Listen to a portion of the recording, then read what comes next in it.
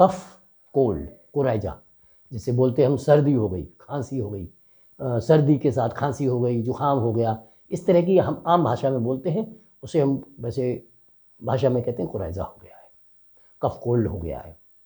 तो ये cough cold है क्या? ये है हमारे जो रेजिस्टेंस बॉडी का जब कम, जिन क्षणों में कम होता है 90 सेकंड में, उन क्षणों में हमारा शरीर का रेजिस्टेंस जब कम पड़ जाता है, उस समय वो हम पर हावी हो जाते हैं आसपास क्लाइमेट में, और बहुत तेज़ी से बढ़ते हैं ये। तो अगर वायरस है तो वायरस अटैक कर जाएगा हमारे म्यूकस मेम्ब्रेन पे, जो हमारे सरफेस सीधे सीधे क्लाइमेट के संपर्क में है। जैसे नाक है, सांस लेना ही लेना है हमें, तो क्लाइमेट के सीधे संपर्क में। आँख खोल के देखना है तो आँखें हमारे म्यूकस मेम्ब्रेन है, जो गीली झिल्लियाँ हमारे शरीर की, कान है, इन सब पर सीधा सीधा क्लाइमेट के साथ असर है। तो जैसे ही हमारा वो कमज़ोर पीरियड है, जैसे हम 90 सेकंड बोलते हैं, वो जैसे ही रेजिस्टेंस के लिए कमज़ोर है, उस समय उतने 1.5 सेकंड में, 1.5 मिनट में, 90 सेकंड में ही वो बैक्टीरिया, वो वायरस जो क्लाइमेट में मौजूद है, हम पर अटैक कर देता है और झिल्लियों के द्वारा हमारे शरीर में एंटर हो जाता है। उसमें हम कहते हैं सर्दी हो गई, जुकाम हो गया। अब बाहर क्लाइमेट है, तो क्लाइमेट में बहुत सारे पोलन्स हैं। पोलन्स हैं परागकण, जो फूलों में और फसलों में जो परागण होता है, उसके परागकण होते हैं, वो नाक के द्वारा हमारे अंदर चले जाते हैं। और जैसे ही उनके साथ, उन परागकणों के साथ, क्योंकि उसमें प्रोटीन होती है, बहुत सुपर लेवल की प्रोटीन होती है, जो दिखाई नहीं देती आंखों से, इतने छोटे होते हैं परागकण, और वो नाक में जैसे ही जाएंगे, उनके साथ बैक्टीरिया चला जाएगा, और वो बैक्टीरिया अंदर जा करके हमें, हमारी झिल्लियों को एलर्जी पैदा कर देगा, सूजन पैदा कर देगा, इन्फेक्टेड कर देगा, और वो नाक हमारी बंद हो जाएगी, गला ख़राब हो जाएगा, आँखों से पानी आएगा, छींकें आएंगी, सिर में दर्द हो सकता है, और अगर आगे हो जाए तो थोड़ी खांसी आ सकती है, ब्रोंकाइटिस हो सकती है। तो ये जो लक्षण पैदा कर देते हैं, ये हमारे गर्दन से ऊपर के ज़्यादातर।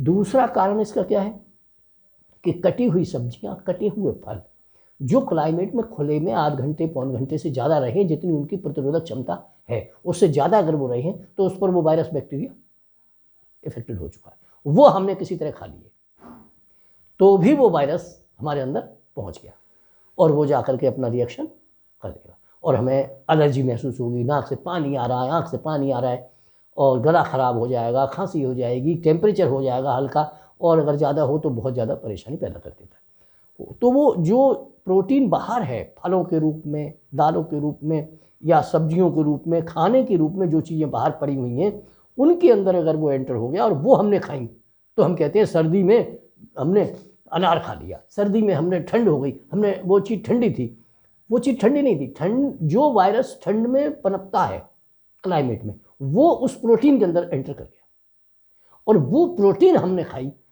सेब के रूप में, केले के रूप में, कटा फल है, या मौसमी का जूस है, या जो भी आप ले रहे हैं बाहर से, वो ज़्यादा देर अगर क्लाइमेट में रखा हुआ है, तो उसके अंदर एंटर कर गया वायरस।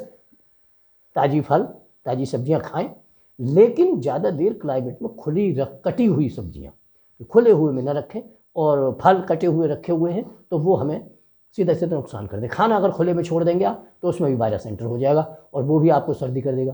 तो कहते हैं सर्दी हो गई। सर्दी क्या है कि वो क्लाइमेट में वायरस जो रह रहा है, बैक्टीरिया जो क्लाइमेट में था, वो अंदर खाने के द्वारा हमारे द्वारा पहुंच गया, ठंडी चीज़ खा ली।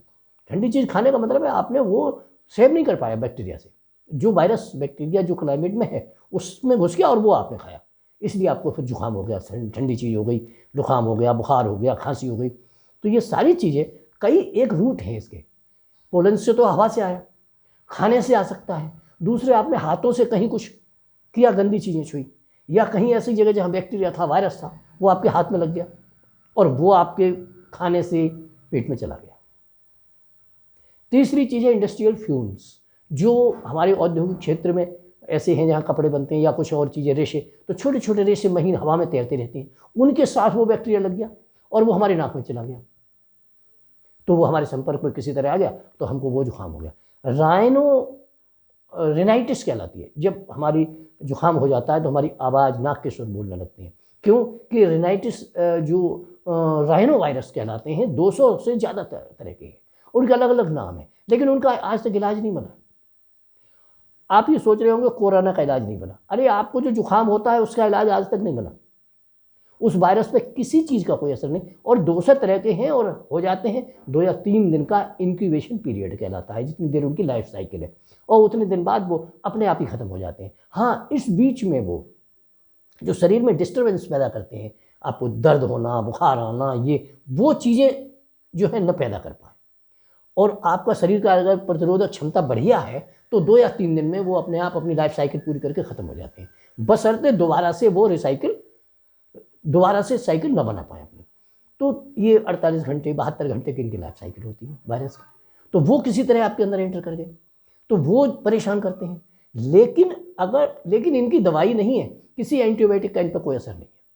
हाँ, इन पे एंटी एलर्जिक देते हैं हम, एबिल है जिसे फेनरमाइन मेलिएट कहलाती है, इससे कम्बिनेशन में कुछ एनाल्जेसिक एंटीपायरेटिक दवाइयों के साथ इनका कम्बिनेशन है, या अलग से दे दिए, फेनरमाइन मेलिएट दे दिया, पैरासीटामोल दे दिया, या एबिल दे दी, पैरासीटामोल, इस तरह की बहुत सारी कम्बिनेशंस आ रही हैं जो आप उनको दे सकते हैं।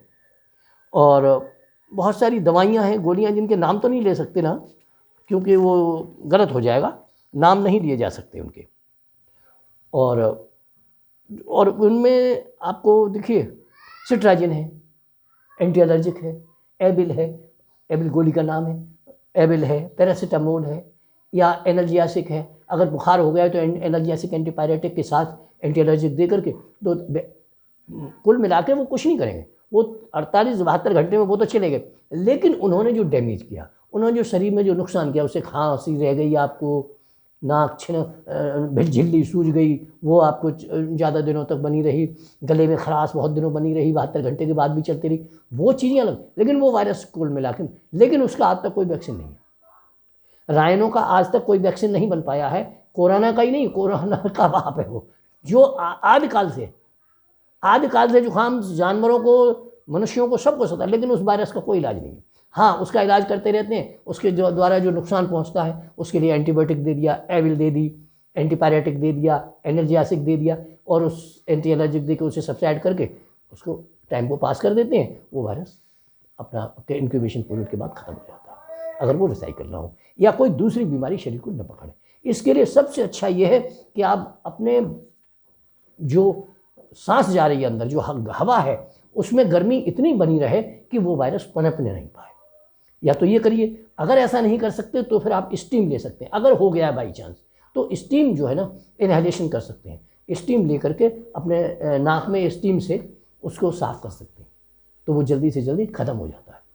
तो ये हमारा रहा सर्दी जुकाम, कैसे इसकी व्यवस्था करते हैं, और देखते रहिए। अगर अच्छा लगे, ये एपिसोड अच्छे लगते हैं तो सब्सक्राइब जरूर कर लें, लाइक करें, और इससे हमें अच्छा लगता है कि आप लोगों के संपर्क में आप लोगों को ये जानकारी मिल जाएगी तो आप जल्दी से इससे पार पा जाएंगे। धन्यवाद। देखते रहिए ह्यूमन हेल्थ, डॉक्टर जे चंद्र मिश्रा यूट्यूब पर। सब्सक्राइब जरूर कर लें। धन्यवाद।